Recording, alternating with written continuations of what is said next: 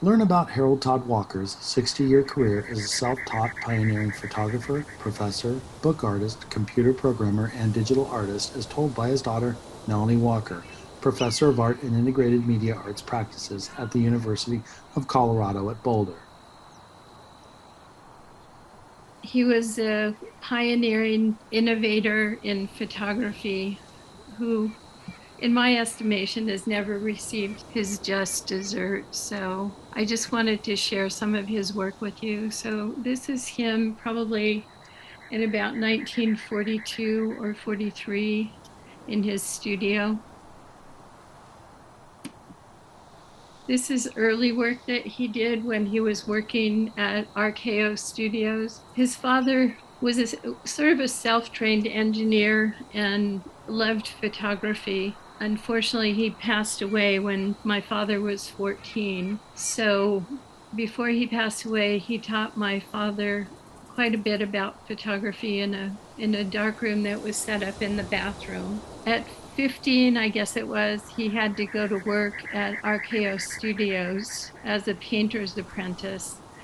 Basically, he taught himself color theory by cleaning out the paint bucket. After his father passed away, he had to go to work there and help support the family because this was during the Depression. This was about 1932 or 33. So this is a picture that he made in the back lots of, I believe it was RKO Studios. I'm not exactly sure. This might have been from another backlot studio that he photographed at a later time. This is some of the early work that he did. He signed up for a summer school class at Art Center College of Design. I can't remember exactly what year, but there he worked with a photographer, two photographers who had a big, profound influence on him. One was Will Connell, but this was some of the collage work that he was doing when he was in that summer school class. Montage work is what this is called. And then he applied for a scholarship to attend Art Center, and he made this little claymation man. This is Aloysius in Abstraction Land. And he did this whole narrative about Aloysius and his travels through the world. And he ended it with Aloysius basically falling from his ivory tower and being absorbed into the concrete. And Art Center was very offended and showed him the way out. So he was never given the opportunity to attend a college or university to study photography. So he's completely self-taught, which I think is quite unique in the photo world, particularly now. So this is Aloysius in his ivory tower. These were some of the experiments that he did. So this was an image that he made of his hand. It was a piece of glass with salt on it. He pushed his hand into the salt, made this impression, backlit it, and photographed it. And he worked with this idea quite a bit. And there was actually a publication of this experimental work that he did in a US camera that was published, I think it was in 1939. So if you go back to 1939, you can see a whole article about how he accomplished this work and a step-by-step guide as to how to do it. This is more of the montage work, combining the salt image with some photographic images that he made with camera. In 1941, I believe it was, he began collaborating with a man named Shirley Burden, who was responsible for helping fund Aperture magazine. And this is an image of him basically doing a project where they created a flight training film for the US military that was every single part of a P-38. This is a self-portrait that he did. This was probably in, I would guess, the 60s. I'm not exactly sure of the date. Another self-portrait. This is some of the imagery that he did with the flight training. So they're beautiful 4x5 negatives of every single part of the P38. This is some of his experimental work. He would usually work all day long from 8 in the morning till 5 at night, drive home, have dinner, eat a peanut butter and jelly sandwich after dinner, and then go to work in his dark room and work until probably 2 in the morning, and then get up the next morning and do the same thing. So this is more of the experimental work, and more of this experimental work working in color. In his advertising work, he worked extensively with color and was doing his own processing and printing and everything. So there weren't labs at that time. This is an image that he made for the home section of the LA Times. This is Cahuenga Pass in Los Angeles, about 1955, maybe. These are some of his personal works where he would just wander around and photograph things that spoke to him. And sometimes the personal work would overlap with the work that he was hired to do. This is an image that he did as part of a project that he was doing with Charles and Ray Eames. This was for a furniture magazine, and this is my sister. A lot of times the family was very much involved in all of the work that he was doing commercially. This is me and some of the kids from the neighborhood. We all went to the studio where there was a big white backdrop and sweep, and we would just play in front of the camera. This is my cousin. This is again work for Charles and Ray Eames. This is Frank Brothers, which was the distributor of Charles and Ray Eames furniture in Los Angeles in the 50s. My mother was an amazing seamstress, so she would sort of be my father's assistant and help make props, find models, find locations. So in a certain way, so much of this work that he was doing commercially is our family pictures, because there really wasn't time to go out on outings and take pictures. It was usually combined with work. But my mother made this little cap that you see on this man wearing the little devil cap with Snyder's ketchup. This is our next door neighbor, Eve Fletcher, who was one of the earliest female surfers that received recognition in California. So again, tapping into real people and people in the neighborhood for all of these images. This was for the 1959 release of the Chevrolet, very useful fins that he would stand on when he was photographing on sites doing projects. This again is the 59 Chevy. That's my sister and I, and another child in the neighborhood waving goodbye as the train departed in front of the Chevy. And this ran as a national ad around the country. These are some more of the advertisements that he did. He received a lot of awards for basically taking the car out of the studio and putting it into real life situations. The image on the right, that's my mother writing with the art director for a Corvette ad. Again, he did a lot of work for Corvette. This was in San Francisco. Again, San Francisco with the Corvette. And this was something that he did for Delco Radio. They had an ad campaign about it's as if the band is riding on the roof of your car. So he would have to go out and do these silly sort of pictures trying to sell products that he really didn't believe in. And he was very conflicted. So while he was doing all of this work, he was also working, experimenting in his darkroom.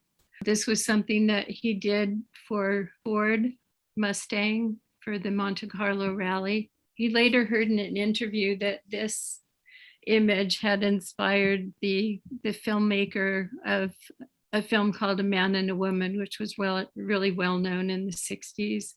to pursue this idea for this film. He did a lot of TV guide covers, Chuck Connors, The Rifleman, Dr. Kildare, B.B. King. Many other celebrities. He worked a lot with Buster Keaton. And this was our cat in the backyard. And this was in a Neiman Marcus catalog. These are other images, my sister on the left and my father's hand on the right. So while he was doing all that commercial work, he was also doing his own personal work, as I mentioned. So this was the first self-published book that he did in about 1965. These are images that he made in the Owens Valley in California. It was probably in 1955. We went on a camping trip, and also he would go out to the desert for some of the advertising work that he had to do. So this was near Death Valley. And this turned into a project called The Abandoned Shack, which was published in 1998 again through Nazreli Press. But he self-published this both as a Collotype handbound book, again in 1965, which was way before people were thinking about self-publishing artist books. So he got a little letterpress that was given to him by my mother for his birthday, and he taught himself how to set type and printed all the type that was in the book, learned how to do the Collotype process, which is an antiquated process from the late 1800s. And it was the first process that was ever used for publishing images in books and magazines. Again, these are some more of the images from The Abandoned Shack. This was an image that he did in San Francisco. He was tasked by CBS to go, was photograph Walter Cronkite for the 1964 Democratic Convention. And Walter had fallen and broken his arm and was at the hospital. So while my father was waiting for Walter to be patched up and come back for the portrait that he was assigned to do, he was wandering San Francisco and did this image of California Street. It's probably one of the most well-known images that he ever made. It was published through a poster outlet in France. It was also carried by IKEA for many years.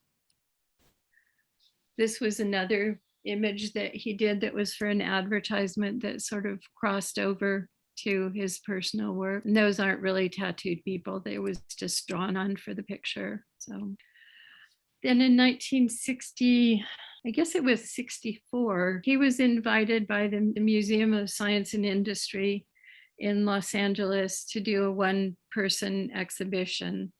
So this was a huge opportunity, and he combined imagery that he had made, both his personal experimental work, advertising work, editorial work, and just everything that he was involved with in photography into this exhibition called Resemblances of Reality.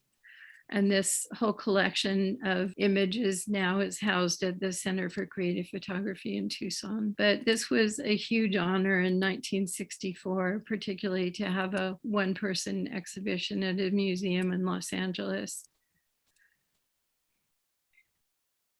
This was around I guess this was around the same time, 1964. He was hired by some people who had purchased the set of the film Night of the Iguana, which was Elizabeth Taylor and Richard Burton's film. And they wanted to turn it into a tourist destination. So they hired my father to go there and photograph the location and try to put together a brochure. And he fell in love with the place, and he really connected with the community that was there, the village of Mismaloya. He was embraced by the village as if he was a long lost member, basically the village. So rather than being paid for this project, he asked if he could bring the family there for 2 weeks and spend 2 weeks there photographing. So these are some of the images that he generated during that time in Mismaloya. And this is an unrealized book project that he never felt the world was ready for, because it talked about the place, the school, the life. He also called it Tranquilidad, which was the name of the project. This was some of his writing in relation to the place and the people. These are some of the people that he photographed and connected with as if they were his own family. And my sister was very fluent in Spanish, so she was there and spent pretty much the whole 2 weeks making recordings of interviews with all of the people. The man on the left is Pedro Lopez, and he was sort of the main person in the village, sort of the head of the village. And this is some of the layout for the pages in the book. Just images of daily life. But he talked about how he didn't feel the world was ready for this project because he anticipated the future of this place, and the place has become everything that he anticipated. It's now, the village is gone. The set for the movie is pretty much in decay, and it's a huge tourist destination. When we were there in 1964, there was no road to the village, so you had to get there by boat, and basically the road coming in completely altered the whole fate of this wonderful little tranquil village. This again is more of his personal work. So he was very influenced by Edward Weston. In 1955, he was asked by the American Society of Magazine Photographers to go visit with Edward Weston and select some prints so that Edward would have some help with his medical bills. So that was sort of a life-turning event for my father, as well as his lifelong friendship with Win Bullock, another amazing photographer who lived in the Monterey Bay area. And Win and my father had been in that summer school class, or those two classes, with Win Bullock, Will Connell, and Eddie Kaminsky, and maintained a lifelong friendship.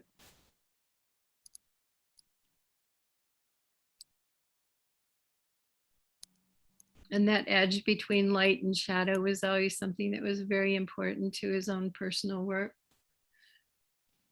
In about 1965, I guess it was, he started working on this project that was called The Prison is in the Mind. And he built these based on his experience in the backlots of Hollywood. He had a lot of skills for set design and things like that.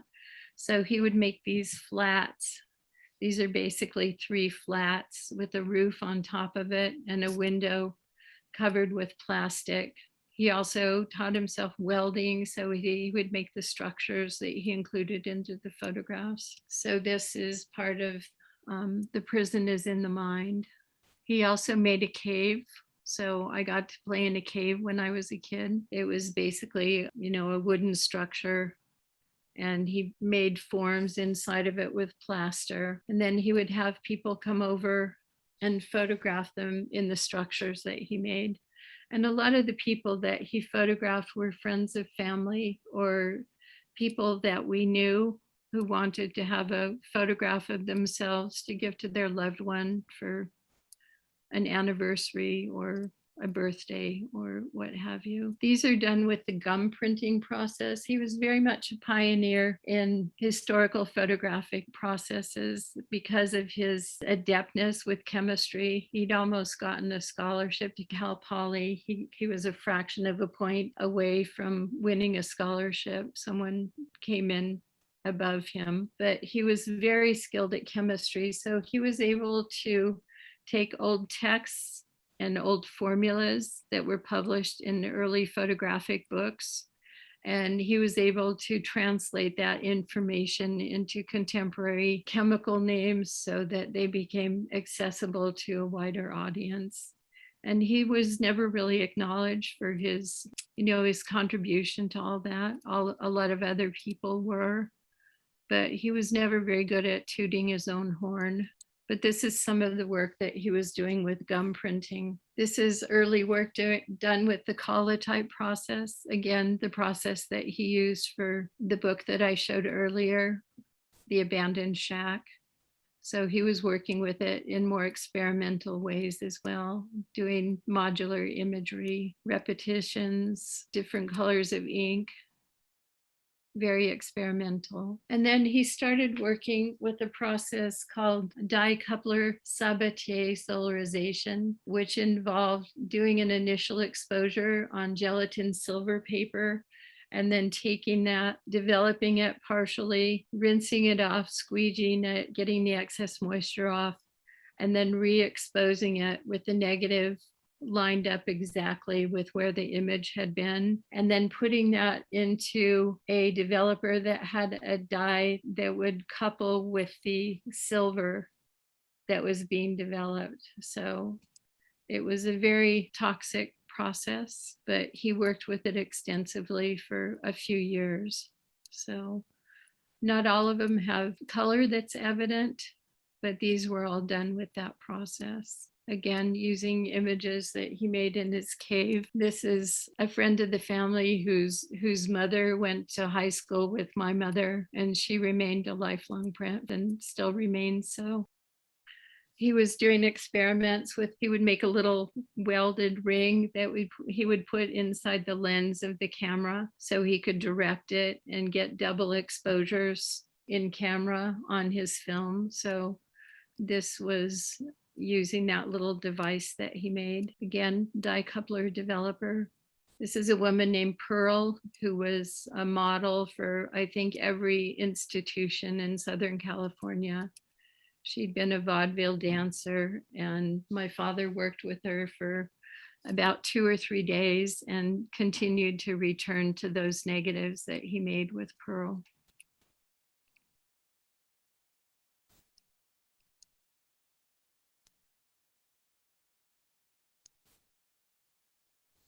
And then he started working with a press. He got himself an old used litho press that was used probably by a market to print up advertisements of things that were on sale.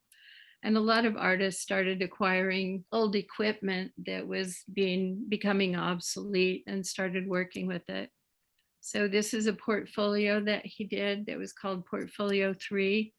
And this was based on his explorations with that line that happens between light and shadow when solarization happens. So he would reverse these out, apply color based on his color theory that he learned cleaning the paint buckets at RKO Studios, and apply that to his images.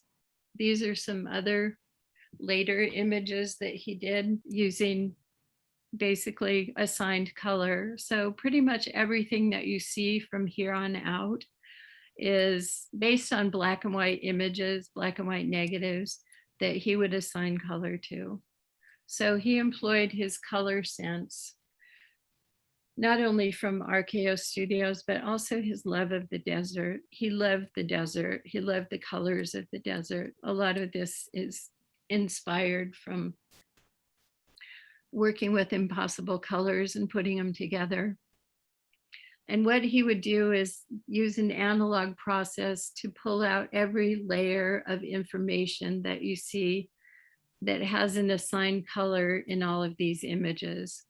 So this would be about 10 or 11 layers of ink applied to one single image.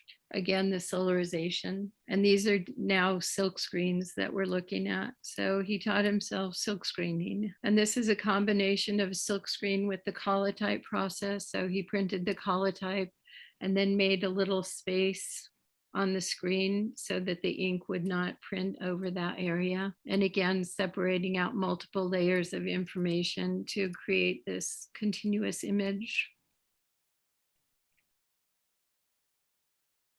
This is again Silkscreen. Again, the Silkscreen process. silkscreen, and silkscreen with a layer of white ink put on at the last moment to create that sense of the solarization. These were images from road trips that he would take. I think he was a visiting artist at the University of Iowa when he made this image, and this was the hotel where he stayed and his van. This was done at Penland School of Arts and Crafts, where he taught for many, many summers as a visiting artist. This is a woman who was the secretary in the studio that he shared with Shirley Burden. And he had a great sense of humor and was always very philosophical. This says a photograph of a leaf is not the leaf. It may not even be a photograph. And this is a silk screen. So it's not a photograph, but it's a photographically derived silk screen. This was the rubber tree plant that he always had growing at our house. And this was one of the outtakes from one of his Chevy ads. This is a 1956 Chevrolet sitting on Owens Dry Lake in California. Again, silk screen. All of these different layers of information are pulled out in order to make the continuous image. And this was done when he spent time with one of his former students, Victor Masayasva, who's a very important photographer and video artist. This is some of his lithographic work, lithographs.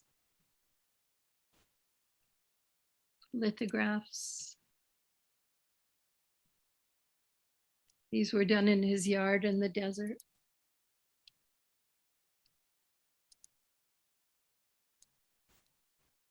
And he was always reading. So one of the authors that he came across was Robert Burton. And he was inspired to do a portfolio based on Robert Burton's writings called The Anatomy of Love Melancholy. So these are some of the images that he put together. And this was published on his press as a portfolio. And it's in many collections around the country. And then this begins his explorations into combining computer technology with the other process that were a part of his extensive vocabulary. So if you notice, the text here is done in early computer writing. So earth unyielding, granite, rigid stone dust. So this combines sort of a photographic rendering with the solarization along with the computer imagery. And then this continues some of those explorations working with computer as text. These were about 1981, I think it was. So these are his self-published books. So this is an array of several of the books that he self-printed, self-bound, self-published, taught himself how to do everything. And then left-hand side, beneath some of the books, that's portfolio 3. This was probably the very first image that he did on the computer. And this turned into a book that he did called My Very First Binary Banana Book. So during the summers in Tucson, when he was teaching at the University of Arizona, where he's a beloved professor, they would have thematic shows every summer. And one summer it was bananas. So he did his binary banana book. This is another one of his early explorations into combining computer images with his self-published books. This was a book called Opuntia is Just Another Name for Prickly Pear. And these were video frame grabbed from his yard of the I think it's prickly pear. Opuntia, basically. These were all put together. He incorporated text into them. It's all assigned color because at that point there was no color with video frame grab. This was another one of his early digital explorations, and this was printed as a t-shirt for the Center for Creative Photography in about 1983. And then again, this is related to the book that I just showed. Opuntia is just another name for prickly pear. And this combines sort of a continuous photographic image that was done on his litho press, along with some of the early digital images that he made of the cactus. And this as well, this begins his explorations into computer work. And again, this is 1983. So text from the computer as well as images that he processed and assigned color to and printed on his press. This was a collotype that he did using one of his early video frame grab images. This is a lithograph. It was done with the video frame grab. And then this gets into some of the work that he was doing that are actually files done completely on the computer, where he began with a black and white image, assigned colors, and these exist as digital files. And this is probably about 1985, maybe. I'm not exactly sure of the dates on everything because the metadata is from the last time it was copied. So, or the last time it was saved before he passed away. He gave me a CD with about 1,000 digital files that he basically took from his archive and compiled onto one CD. So, and the date of that was 1998. So again, this is all digital, early computer generated imagery. And some of these he also printed out as Collotype prints.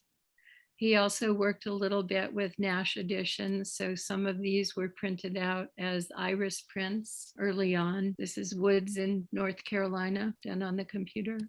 So a lot of the work that he did over his lifetime was drawing from his archive. So he's always pulling from images that he'd done in the past and experimenting to see how he could alter the sense of how those images felt. And again, these are all done in the 1980s. This was some of the more experimental work that he was doing on the computer. He taught himself animation as well. So there were funny little videos that he made. This is an image of New York City that he did in 1955 when he and my mother went there, drawn from his archive. A lot of these images were published in, I think it was the last book that he self-published, which was 18 of Shakespeare's sonnets. So the book is called 18 and it fits in the palm of your hand. He loved working with miniature books. This was a wax figurehead that he photographed. And this is done as a collotype. Again, the image was processed on the computer. This is probably one of the images that he did in the 50s. And this was, again, experiments on the computer. That one doesn't seem like it's very much in focus. Sorry about that. More explorations with the line that happens between light and shadow, only done on the computer.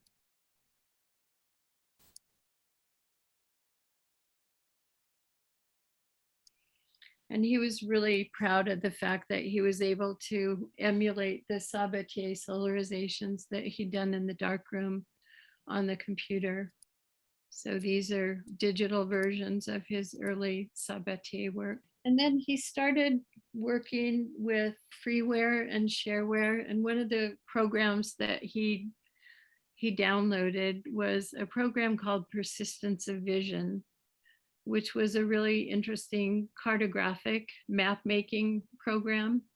So he started working with that with his images. And what would happen is that the highlights were basically designated as the plateaus and the shadows were designated as the valleys. This is from an annual report that he was hired to do, composite image done on the computer and employing the persistence of vision processing.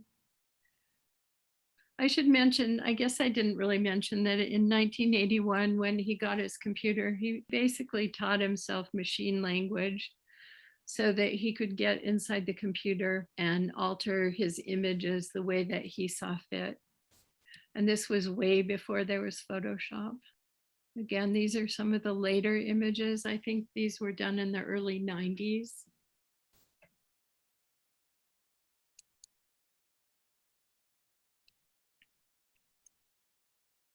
And again, I think it's so mind-boggling. All of this work began as black and white negatives, and he was able to convey this personal kind of color sense throughout his entire career. Again, from an annual report.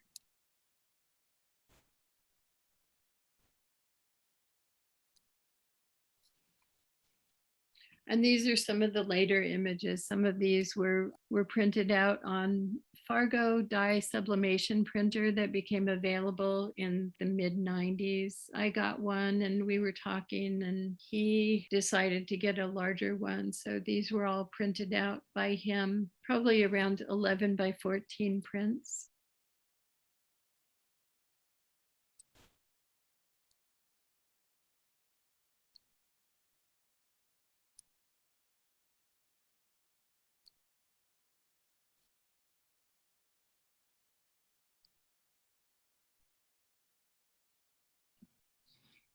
And this, I believe, is the last image. And we always talked about this one as the Virgin de Guadalupe, the Virgen de Guadalupe. So, and I think that's the last image. There he is standing in his homemade darkroom. He made his own enlarger. He made his own process camera. He was a pioneer on so many levels, and these were the words he lived by.